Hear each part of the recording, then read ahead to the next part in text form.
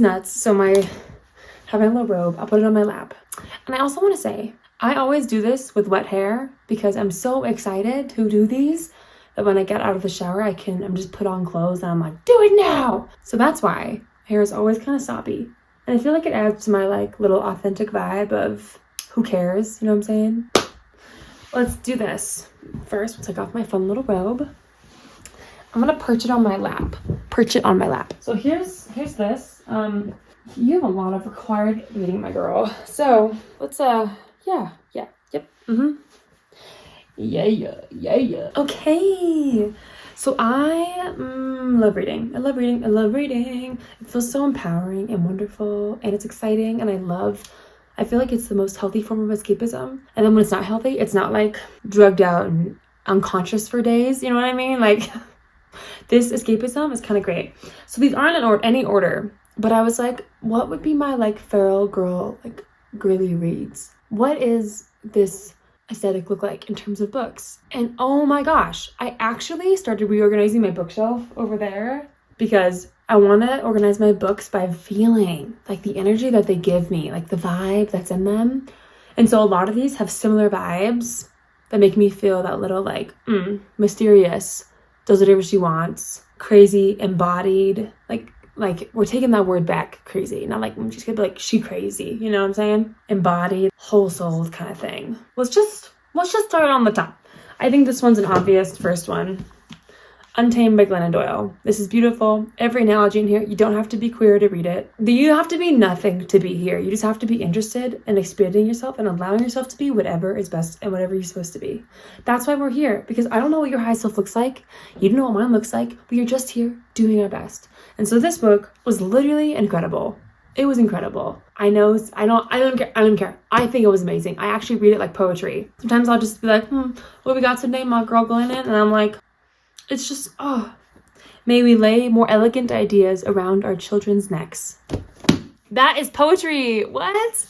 This is so beautiful. She was a married woman and then came out as, I'll just say queer, if I'm not remembering things correctly, and met a woman, and her whole life changed. And she has been like trailblazing for a lot of women in their mid to later years. It's really inspiring. And she has this beautiful metaphor of like the tiger. Oh my gosh. Yes, you need this. It's so inspiring too. Just like live. She's living how she like always wanted to live, and how she knew she's meant to live. She finally did it. She did it, and she did it. You can do it. I can do it. We can do it. Okay. Oh my gosh. Okay. Really quick. Be Here Now, Ram Dass. I actually haven't read this one yet. I've only read like 2 of all these books, so I'm actually doing the summer reading with you. But Ram Dass, spiritual king, beautiful, wonderful messages, uses parts of faith from all over the world to make these beautiful ideas that help you get back to the present moment, and that you are one with love and one with everyone at all times. And it's so beautiful. There was a quote I read earlier in here. It was like, painted cake will never quench your thirst, or something, or like leave you feeling satisfied kind of thing.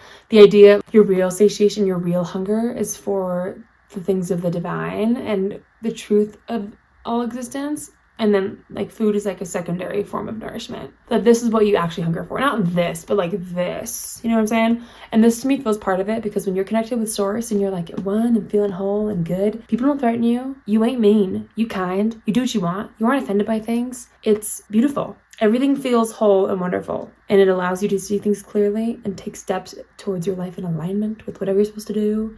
So I felt spirituality should be part of this. And look at how beautiful this, I should know more about this layout, but I don't. But just like the half of the book is like, I'm sure there's a big reason why it's like that I just don't know. So we're going to ignore that. And then I have, Body Works. Haven't read this one yet. There's a popular book going around called The Body Keeps the Score, or just Keeps the Score, basically about how your body can hold trauma. It's been really empowering for a lot of women that have had like sexual abuse or any kind of abuse, or even emotional abuse, and how it can be stored in your body. And that can be part of the triggers that occur and blah, blah, blah. When I was going to buy that book, the gal at the bookstore was like, you healed? And I was like, It's just saying it could be a little triggering, and that it has some really in-depth stories. Yes, deep stories. And I was like, ooh, we are much more healed now. But I don't think I would have been able to read that when I got it, which is ironic because I also haven't read this yet. But this is a similar idea. It's called Body Work. The radical power of personal narrative. Yeah, so see a very similar idea behind the body storing things that need to be healed, but without the graphic stories. We're feeling a little more healed now, but this feels like part of that feral thing is embodiment, right? Embodiment. Okay. Next we have, boom, A People's History of the United States. I'm saying these, then I'm like, I don't know what the name is. I'll just read a sentence on the back that'll give you all you need to know about this amazing book that is very tense. Oh my gosh. A People's History of the United States is the only volume to tell America's story from the point of view of, and in other words, of America's women. Factory workers, African Americans, Native Americans, working poor, and immigrant laborers. Period. Enough said. I know. We all need to read this. She's dense, but I'm thinking I'll just start this sooner and get a chapter in every now and then, really take my time with it, because I don't like rushing through stuff like this, you know? 1492 to present. This is so cool. Actually, my partner has one, and I really wanted it, so, and they would have let me borrow it, but then I got my own. I think, unless this is theirs. But no, I think this is mine. Next we have, this is a fun one. This is called The Dictionary of Obscure Sorrows. What is this? This sounds kind of creepy, girl. What is that? Basically, this man, John Koenig, he has all these words in here that I don't think are real, but he creates from other sources to describe things that we don't have words for. The English language is cool, but is limiting in a lot of ways and doesn't have all the things. And I feel like us girlies, us feral ladies, we feel things so deeply. I feel everything so deeply. I feel happiness, sadness, confusion, loneliness, longing, passion, creativity, all the things I feel at their fullest extent. That is how I exist. I am just my aura is strong, girl, strong. Sometimes I have to take time to recuperate, because you can imagine how draining that can be around people. But he has all these words that describe beautiful things. Let me just give you an example of one. Okay, I'm not going to say this right, but I'm going to read this, okay? Acuolism. We tried. The awareness of how fundamentally limited your senses are, noticing how little your field of vision is ever in focus, how few colors you're able to see, how few sounds you're able to hear, and how intrusively your brain fills in the blanks with its own cartoonish extrapolations, which makes you wish you could experience the whole of reality instead of only ever catching a tiny glimpse of it. To just once step back from the keyhole and finally open the door. What? Right? This is full of that. It makes me feel so seen. Like someone, and a man did this. That's so impressive. I look up to everyone. Sometimes I feel like women feel things a lot deeper, you know what I'm saying? I thought this was incredible, and I cannot wait to get through it. And it's one of those things that's also fun to just pick up and flip through. Like, a lot of these aren't things you have to get through the plot in one go, you know? Ooh, this was fun. Paradise Rocked.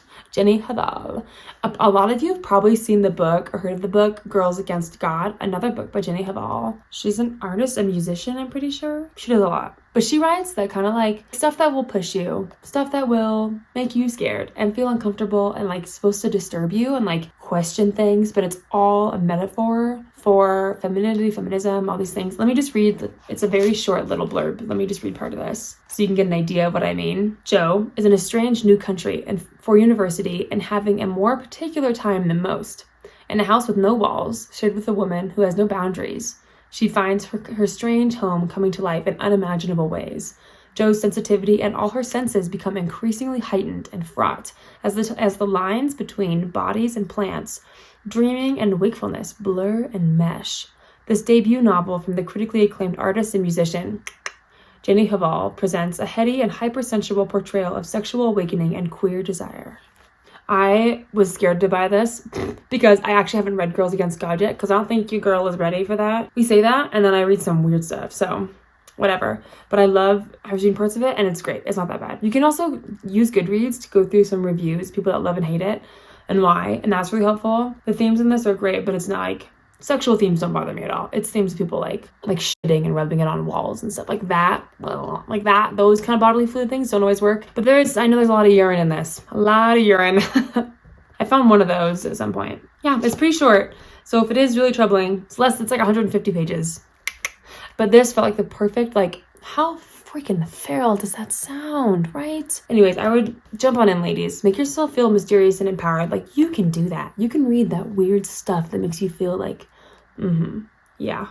You know what I mean? If you know, you know. I just got this really cute book from Barnes & Noble. I know, I never buy new books. I try to be good about being a conscious little consumer. But it was the buy one, get one half off, and this looked really cute. Basically, it's a collection. I don't actually know if this is fiction or not. It's 16 short stories about women that have lunched together for over 40 years. And that seemed really cute. I'm really into the vibe of sisterhood and like female friends and loving the feminine and uplifting it. So this felt like the perfect other half of that movement of like women that have always been doing this and cultivating that. And you don't have to look to some far corner, but like right in front of us, under our nose, there are women that have been getting lunch together for 40 years and just having wonderful little chats, you know? So it seemed really sweet. And short stories are fun. And this is also, I mean, 130 pages, 131, y'all. Let's do it. And then I have, excuse me, The Office of Historical Corrections. This one is supposed to be wonderful. Let's get historically accurate about racial issues.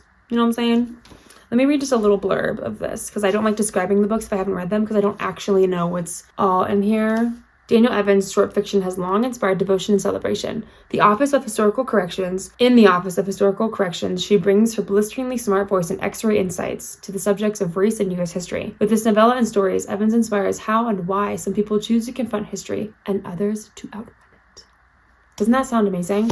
And I actually saw it on Goodreads, like recommends certain books, and I've had this for a little bit, and then I saw it was recommended, and I was like, this would be amazing. Being educated about lifting up the minority feels pretty freaking awesome, especially when you are part of the privileged. You know what I'm saying? Anyways, this looks really, really good. And the short stories are so manageable. Man, I might read this next, actually. Highly recommend. I haven't even read it. I'm sure this is going to be great. So excited. This is a fun, different one. Sense and Sensibility. If there's something about reading a classic that makes you feel like, I'm an artiste. I am an artiste. You know what I mean? That's how I feel about Jane Austen. Yeah. I've described this in another video, I think, but I'm on a balcony with French, beautiful wired posts around me. I'm in a little metal chair with an Americano and a croissant, and I'm reading a classic. Yeah, that's the kind of beautiful, mysterious thing that I'm like channeling, and I feel so drawn by. And I haven't read any Jane Austen. I know, what's wrong with me? But I got this one from my partner, I think, actually, and I really want to read it. And it'll jump me into things correctly, so. Okay, I just have a few more. Bear with me. A few more. This one, this thick boy, I also haven't read. Yeah, The Priory of the Orange Tree. Only you could smell this. Oh my gosh, is book smell not such a thing? Scents are spiritual. Our sense of smell is spiritual. Don't fight me on this one. Maybe I'll make a whole video on it. It's spiritual. It's spiritual, guys. Book smells are a thing. This book smells great. This book is super thick, and the prequel that came out after this one was published, I think last year, got really popular. But I bought this one first because I like to read things in the order that they were published, unless it's Throne of Glass, and then I'll read it in the order that I think it should be read in. But this one was published first. And anyways, in a lot of the reviews, I love high fantasy. It's like a really strong female lead. And I wanted to throw in like a fun, which honestly, what frickin' fantasy isn't? Like, I love fantasy because it takes down parts of the world that we hate and then rebuilds them, and so stronger and so beautiful. And like, obviously, a lot of these fantasy worlds are like so medieval in their time period almost, and like messed up, but like women come and like screw it up and like really do stuff. You know what I'm saying? This made me think of that, and I got really excited for a strong female lead and a good fantasy book. And this isn't actually romance. I think there was a tiny subplot of romance throughout this, like a lot of books have that, but this is just a fantasy. I want like a strong female lead, throw some dragons in there, sign me up. So yeah, I get really excited. I just have a few more, then we'll be done, my darlings. This one I got a long time ago. Bestiary, I think is how it's pronounced. This one is kind of wild. I'm just gonna read the first little bit to you. I want you to understand, because I haven't read this. I want you to understand why. Storytelling. Oh man, I can't read any of these names. I'm just gonna read the other blurb a little higher. Basically, a girl who you see grew up hearing a lot of stories about. Come on, Afton, you can do this. I don't want to get things wrong. But she grew up hearing a story about a tiger that would like eat things, and then one morning she wakes up with a tail, and it turns out she's queer. And it's kind of like a coming of age story, but there's some magical elements in there, and diversity, and queer lit. And doesn't that sound kind of fun and different? And I have not seen anyone read this anywhere, and there are very few, I think, ratings on Goodreads. but it looked really cool, and so I got it. This is why you go to those really cool little indie bookstores, like a used indie bookstore. Guys, you'll find the coolest stuff. Okay, 2 more. We can do this. This one is called The Paris Apartment. This is a Lucy Foley. I know everyone's heard of this book. Why could you be talking about this, Afton? Because I just read it, and the aesthetic, the vibe was there, y'all. The vibe was there. I don't even care about a lot of the storyline or the ending. It was great, but the vibe of this book, the aesthetic of this book made me want to be a little feral lady so bad. Not only is like that antique-y, like old money, classic furniture and like house-esque stuff all throughout this book. It's mysterious and like bad because it's a thriller, and it's amazing. Basically, this young girl from Europe, I don't know where in Europe, can't remember, goes to visit her brother who's been living in Paris. When she shows up, she can't find him, and then the story goes on from there, and it's really well done. Some of these female leads are like women that you like wouldn't like, but it's just so that the evilness of them makes me feel like so good. Is that crazy? Not evilness, but like it's like kind of dark and wrong, and they're kind of messed up, and they're trying their best, but they're just actually sad, so they do things they don't like, that kind of thing. I don't know why it's so empowering for me, because we're feral. This is awesome. And then I have 2 books that actually, here's another one. This is Near to the World's Heart. I referred to this in a few videos. I still haven't finished it yet. I know, I'm so bad. It's because I was traveling and I left it here because I didn't want to bring a book that I was going to finish and just carry it around with me when I want her to last. And she's already getting all messed up. Think of this as like a little feminist manifesto. Her writing is very beautiful and very poetic and very interesting and different. And she writes about things that people don't talk about, which is so, I love that. I love when authors write about those like deep thoughts that we have and like crap that we know, but like you're not going to say it out loud. You know what I mean there, y'all.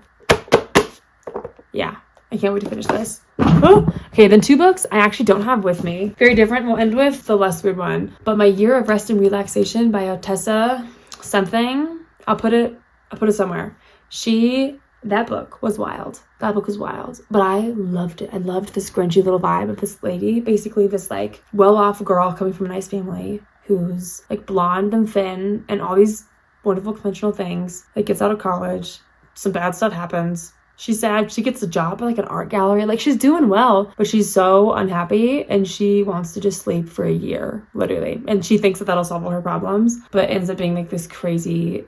Well, she kind of does in a way, but obviously her life spirals downwards. But like, it's just the vibe of like, she's like eating animal crackers and like taking a bunch of drugs and falling asleep and like lying to people and doesn't like the girls around her. Like there's just so much raw and honesty, like rawness and so much realness and what's happening here.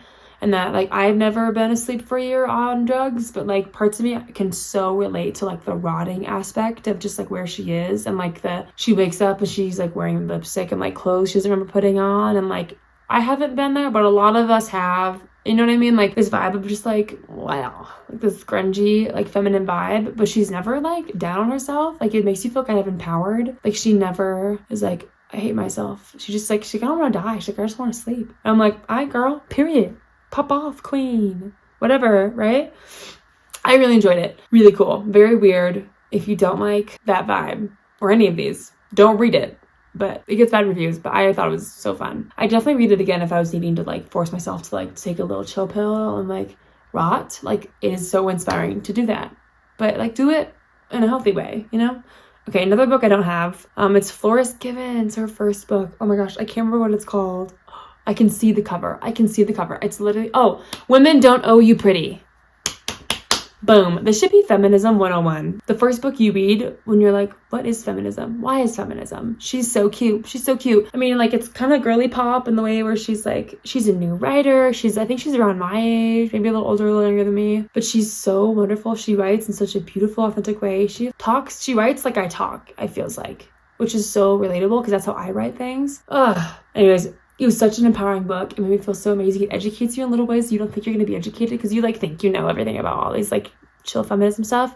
But it's a great introduction to a lot of heavy feminist themes and important cultural themes and important Western themes and capitalist themes, like all these things. She taps them, she goes bloop, bloop, bloop, bloop, and then the book ends and you're like, give me more. She's actually coming out with her next book. Not her next. I guess she actually has another book that's like this like queer love story. It's like fiction book she wrote, which sounds really cute and really good. But she has another one right now she's writing, like Women Living Deliciously, I think. Something like that. But she's also a beautiful illustrator. Wow, she draws these like sexy little women in like bras and panties and like have a little cigarette, and they're in like, it's like zebra print, and they have big curly hair, and they have like kind of like big tummies or stretch marks or cellulite, and they're all shapes and sizes and all colors, and it's so adorable because it makes you feel like, yeah, those are my sisters. We're all sisters. It's great. And if you don't know where to start with all these things, start there, because it feels safe. Like it doesn't feel like it's gonna push you in a way that's like too much. Where Jenny Haval will push you, like Body Keeps the Score will push you, even though I didn't talk about that one. I talked about its sister, but a lot of books can push you, but I don't think that one will push you in a way you don't like. I think it'll push you in a way you love. Like, it's so inspiring. That's all. I love you guys. I hope you feel inspired by this. And if you watch this and you hate it, that's totally cool, because I support you whenever you read, whatever makes you feel inspired and empowered.